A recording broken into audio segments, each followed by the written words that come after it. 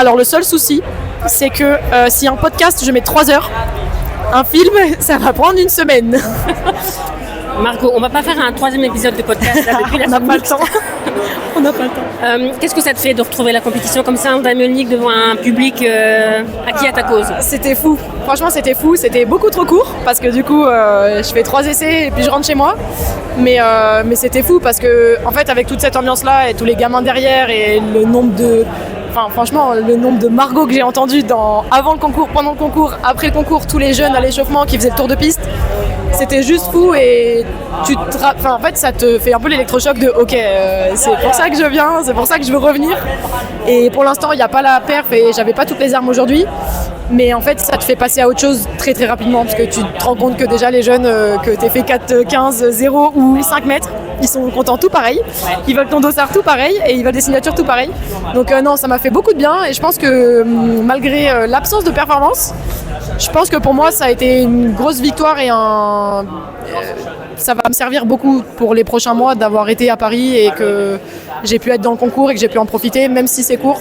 Je pense que c'est le petit coup de boost et le grand bol d'air que voilà, je pense que je méritais et que voilà, moi j'avais envie d'avoir et je l'ai eu et ça fait du bien. Les autres filles, elles t'ont dit quoi? Parce que ça doit leur faire plaisir aussi de te revoir. Ah ouais, moi j'ai à un moment donné, je me suis un peu pas fermée, mais je prenais et je me disais là, faut pas que je monte trop parce que sinon je vais pas réussir à faire le début du concours. Mais en fait, les filles, depuis même hier, qu'on est à l'hôtel, les coachs, les managers, les filles, tu sens que ça fait 2 ans qu'ils t'ont pas vu et qu'il y en a beaucoup qui se disaient aussi on la reverra peut-être pas. Et en fait si, je suis là et c'est ce qu'elle me disait même après le concours. C'est les étrangères qui m'ont dit le plus de trucs. Dès que j'ai eu fini, elles étaient dans leur concours et elles étaient forcément occupées. Elles sont toutes venues et elles m'ont toutes dit en gros, oublie pas où t'étais l'année dernière et c'est ta victoire à toi aujourd'hui, c'est d'être sur la piste et là t'es sur la piste, donc qu'est-ce que tu veux de plus? Ouais. Bon, passer une barre, mais visiblement pour tout le monde c'était un peu le mot d'ordre d'aujourd'hui et ça m'a fait du bien moi de revoir un peu les copines et de me rendre compte que t'as manqué aussi et que voilà, tu sais pas dans combien de temps tu reviens et dans combien de temps tu reviens surtout à ce niveau-là, mais qu'en tout cas tout le monde est content de te revoir déjà juste présent quoi. C'est incroyable parce que ce qui t'est arrivé, ça va bien au-delà de toi en fait. Ça impacte les gens, même au-delà de la performance. Ouais, j'ai l'impression. Mais je pense qu'à la perche, c'est encore un milieu particulier et on sait qu'on prend un risque. Je pense que c'est pour ça aussi qu'on est tous très potes et qu'il y a une ambiance particulière, même quand on se connaît pas d'entrée de jeu, on se coach entre nous. Enfin, il n'y a jamais eu de distance entre les athlètes. Et je pense que c'est parce qu'on sait un peu tous que... on se respecte les uns les autres parce qu'on a ok, tu fais ça aussi, on sait ce que ça coûte, on sait ce que ça peut prendre.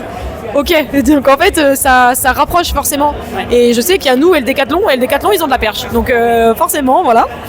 Et c'est vrai que je sais pas si ça touche tous les sports et tout le monde, mais en tout cas nous à la perche, je pense que ça a marqué pas mal de gens et puis voilà, après, s'il m'aime bien, il m'aime bien. En tout cas, je peux dire que moi, ma première zone mixte, c'était Glasgow. Donc, c'est la première fois que j'étais en zone mixte parce que j'ai jamais eu l'occasion. Je suis pas passée en zone mixte à Glasgow, en effet. Ça me fait plaisir. Et j'avais dû dire à l'époque que Roberta s'était inquiétée pour toi. Là, on pense à elle parce qu'elle est tombée. Ouais. Mais ça m'avait marqué de voir comment elle arrive en zone mixte paniquée. Qu'est-ce qu'elle a Margot? Mais ouais, mais en fait, on est tous sur les mêmes compétitions depuis qu'on a... moi, depuis que j'ai 19 ans. Ouais. Parce que, en plus, Roberta, c'est particulier parce que comme c'était en Italie, moi, j'avais plein de meetings en partant Nice où je faisais Rovereto, des trucs qui sont maintenant entre guillemets des petits meetings, mais elle les faisait aussi parce que c'était pas loin de chez elle. Et en fait finalement quand tu commences à faire des Diamond League, Lausanne, machin, on est en chambre ensemble, on est un peu toujours dans les mêmes disciplines. Donc comme c'est pas de la concurrence malsaine, nous les étrangères on dort avec, on s'en fout, on partage les chambres pendant 3-4 jours et on discute forcément de pas mal de trucs. Donc je pense qu'on est forcément tous un peu inquiets les uns pour les autres quand il se passe un truc et c'est une grande famille la perche, donc voilà. Là, aujourd'hui c'est elle qui part en civière ou en chaise en tout cas je crois, mais voilà, on espère qu'il n'y a rien et en tout cas rien de grave et qu'on la verra bientôt sur les sautoirs. Ouais. Dernière question, je suis en train de me dire que ton histoire ça ferait un bon film. Quelle actrice pour jouer ton rôle, Margot? Alors le seul souci c'est que si un podcast je mets 3 heures, un film ça va prendre 1 semaine. Mais quelle actrice pour jouer mon rôle? Alors moi on m'a toujours dit à qui je ressemblais. Évidemment je vais pas trouver. Rosamund Pike. On m'a dit que j'avais un air de Rosamund Pike. Bon, J'ai jamais trouvé trop.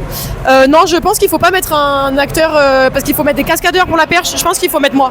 Ah, tu vas parce que ouais, alors ce sera difficile de tourner le avant la chute parce que là je suis plus trop en mesure pour l'instant de faire avant.